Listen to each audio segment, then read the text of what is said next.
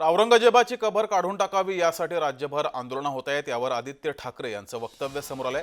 कबर काढण्याचा अधिकार हा केंद्र सरकारकडे आहे, राज्यात होणारी आंदोलनं ही नौटंकी आहे असं आदित्य ठाकरे यांनी म्हटलंय।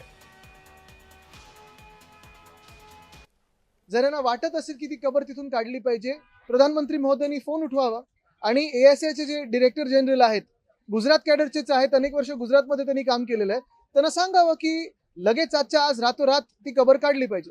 पण ती कबर काढल्यानंतर देखील माझं मत असं आहे की तिथे एक मोठं बोर्ड लावला पाहिजे की जो कोणी महाराष्ट्रावर चालून येईल, मग ते 500 वर्षापूर्वी कोणी असेल किंवा भाजपचे असतील, अशीच परिस्थिती आम्ही महाराष्ट्रात त्यांची करून ठेवू, जसं तिथे औरंगजेबाची केली होती।